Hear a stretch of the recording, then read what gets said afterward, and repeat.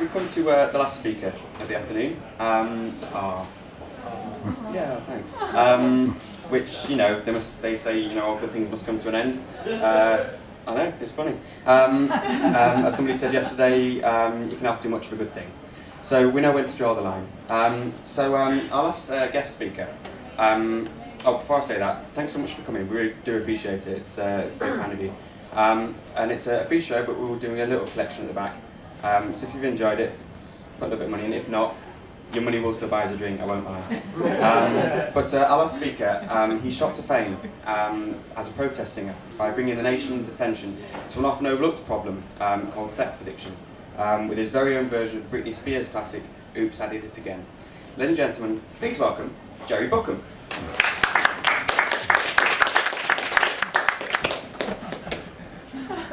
Alright guys, my name's Jerry Bucham, okay? I am a protest singer and freelance activist. Fight the cause, not the band. I haven't got anything against them, they're lovely guys, make some great music, okay? Now I know what you're thinking before I start. You're thinking, protest singer, boring, you know, the fun stops now. And you know, yeah, I'm sorry, there's nothing I can do about that. But stick with me, you know, we'll get through it, we'll have a laugh. There's some kids here, they'll love it, won't you guys? Come on! Yeah, that's it, come on! Let's get a bit of atmosphere going. Right, so let's talk about dying and disease and that. Now, I've done a lot of work.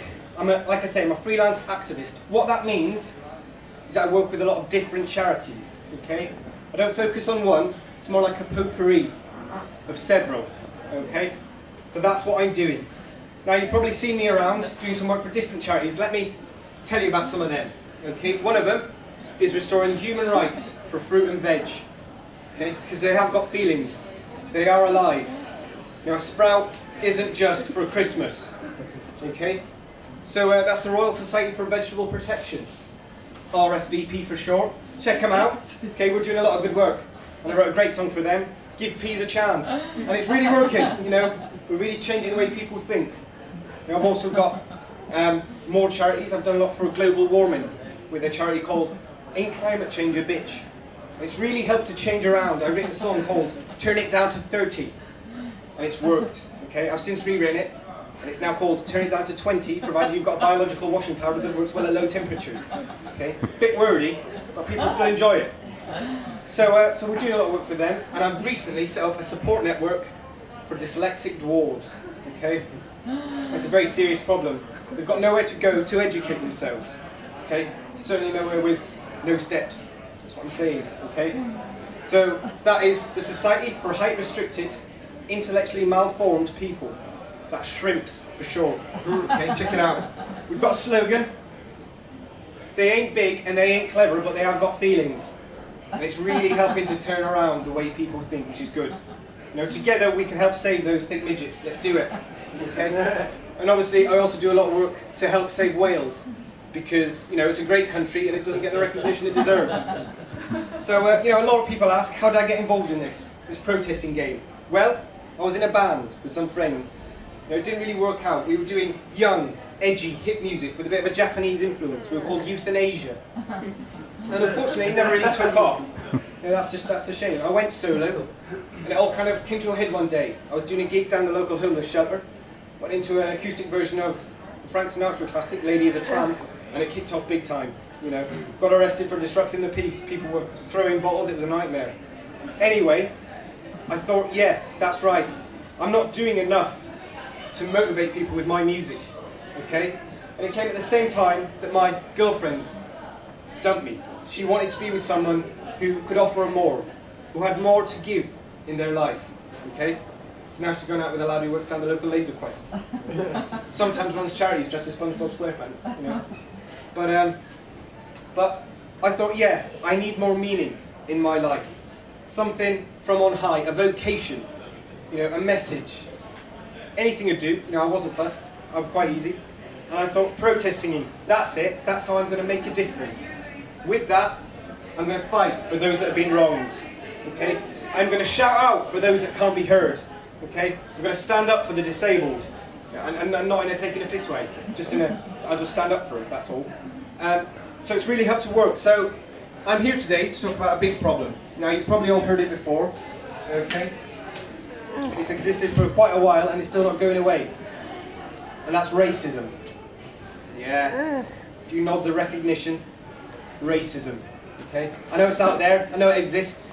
I've seen American History X. You know, I haven't. I saw the first 10 minutes, I turned it off and got a bit queasy. You know, watch Made in Manhattan instead. Great film, check it out. So I'm really hoping to make a difference to racism, okay? And what I'm going to do is I've written a song. I've come up with a slogan, and I'll tell you the slogan. The slogan is, race is, not racism. Because it's supposed to be like race is, not race is what I'm I don't think it works, if I'm honest. You know, I think it confuses more people than it helps. But, you know, I'll rework that. But I've got a song, okay, that's the main thing. And it's inspired by some of the great protest singers. Bob Dylan. God bless you. See, caring, that's me, okay? So it's inspired by some of the great protest singers. Bob Dylan, The Times They Are Changing, Blowing in the Wind. Billy Bragg, you know, with all the hits that he's had. You know, all of them, all the good ones. And of course, my favourite protest singer, Bob Geldof. With one song, that man changed the world.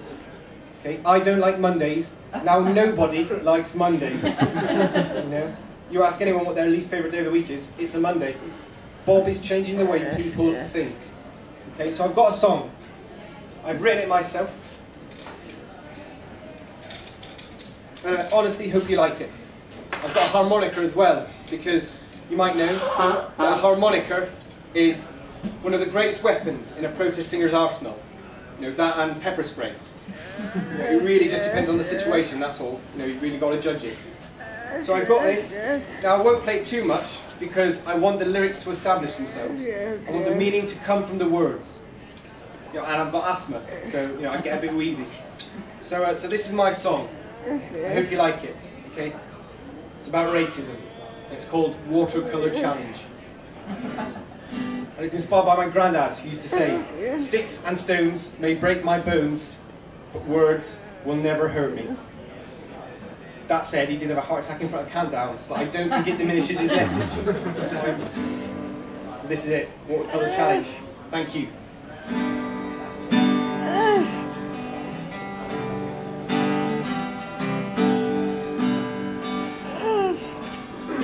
The grass is green and the trees are too. The sun is yellow and Smurfs are blue. Yet we treat them though they're the same. There's no fighting and there is no pain. You know, it never kicks off with them. Jelly babies are confined to tiny little spaces, but they don't concern themselves with the dotty mixture of races. Paint pots don't fight on the shelf, they just sit. The saying is alright, you can do it if you're being cute. Coal miners are black, but that's, you know, mainly soot. That doesn't mean they don't understand what's going on in the hood. Tony Hart dealt with every single one. If we put our hearts to heart, we can turn our vision on. Think about it. Alright, so some people just can't hack it, but Joseph did, and so did his jacket. It's so hard to know who is right. I wish this whole situation was much more black and white. So how come the rainbow isn't racist? Is it 'cause those colours have been together for ages? How do those shades live side by side, without riot police making sure they stay in the lines.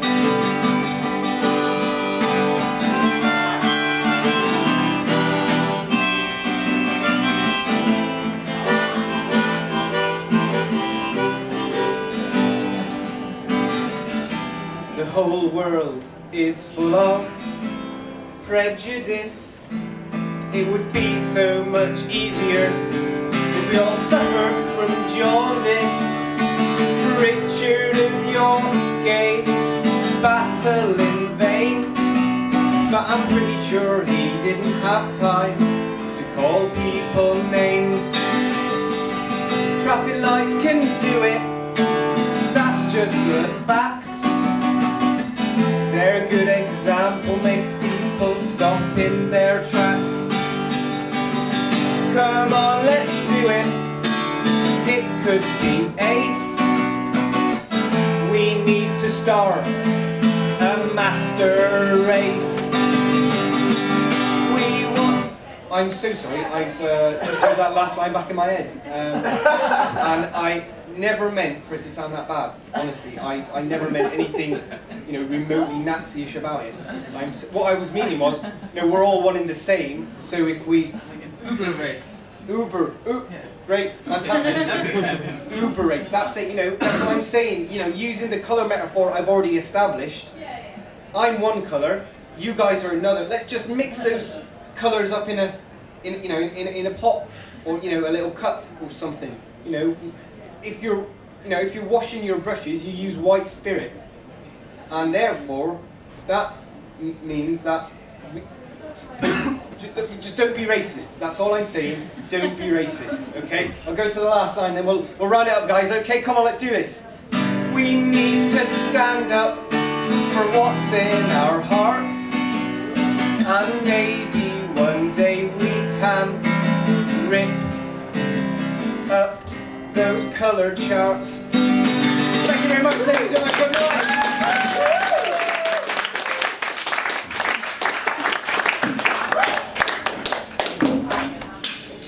It's gone. Just leave it. See you later, guys.